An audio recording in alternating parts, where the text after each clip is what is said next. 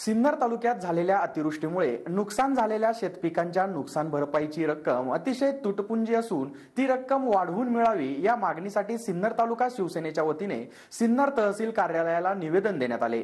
यावेळी शासनाच्या वतीने नायब तहसीलदार दत्ता जाधव यांनी ते निवेदन स्वीकारले आहे। सिन्नर तालुक्यातील सर्वच भागात अतिवृष्टीमुळे शेती पिकांचे अतोनात नुकसान झाले आहे। शेती पिकांचे झालेले नुकसान पाहता व शासनामार्फत देण्यात येणारी नुकसान भरपाई ही फारच कमी असून अतिवृष्टी हे शेतकऱ्यांवर कोसळलेले आसमानी संकट असल्याने ही रक्कम वाढवून मिळावी यासाठी सिन्नर तालुका शिवसेनेच्या वतीने सोमवार दिनांक 25 नोव्हेंबर रोजी तहसीलदारांना निवेदन देऊन मागणी करण्यात आली। यावेळी शासनाच्या वतीने हे निवेदन नायब तहसीलदार दत्ता जाधव यांनी स्वीकारले।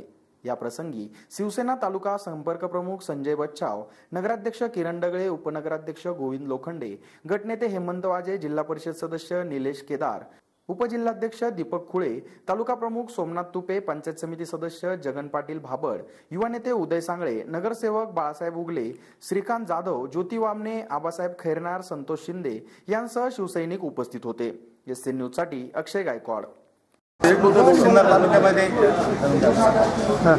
तालुक्यामध्ये अवकाळी पावसाने झालेले नुकसान आणि सरकारने जी भरपाई दिली ही भरपाई अतिशय कमी असून तरी शासनाला त्वरित आम्ही शिवसेनेच्या वतीने सगळ्यांच्या मार्गदर्शनाखाली शासनाची मदत दिली की जास्तीत जास्त द्यावे आणि त्वरित शेतकऱ्यांच्या खात्यावर जमा करावी अशी ती आम्ही तहसीलदारांना विनंती केलेली आहे।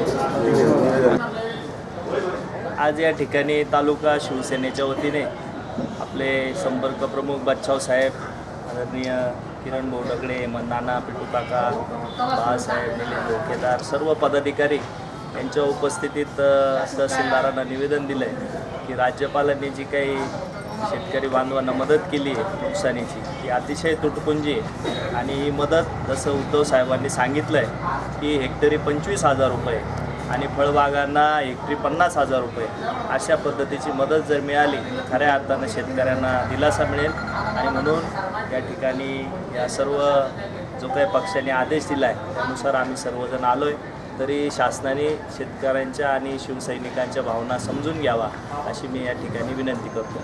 मागील 1.5 महिन्यापूर्वी सर्व राज्यभरात अवकाळी पाऊस झाला, त्याचं अतोनात त्याचं नुकसान झालं आणि त्याच वेळी सिन्नर तालुक्यामध्येही मोठ्या प्रमाणात पाऊस पडल्यामुळे पूर्व भाग असेल, पश्चिम भाग असेल, मोठ्या प्रमाणामध्ये जी काही धान्य होतं ते नष्ट झालं। त्याचा विपरीत परिणाम असा की शेतकऱ्याच्या हाताला आज काहीच नाही।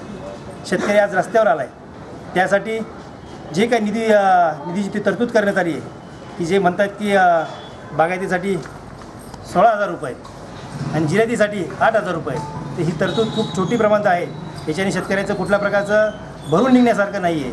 त्यासाठी आम्ही सरकारला पुन्हा एकदा विनंती करतो, राज्यपालांना विनंती करतो आहे की याची तरतूद ही मोठ्या प्रमाणात करण्यात यावं आणि शेतकरी वर्ग जो या अवकाळी दुष्काळाने होरपळला आहे यातून निघण्यासाठी शेतकऱ्यांनी मदत करावी। त्यासाठी आम्ही उद्धवसाहेब ठाकरे यांच्या मार्गदर्शनाखाली हा सिन्नरच्या तहसील या ठिकाणी त्यांना निवेदन दिलं आहे आणि भरीव अशी तरतूद करून द्यावा त्याबद्दल मी सर्वांना आग्रही करतो।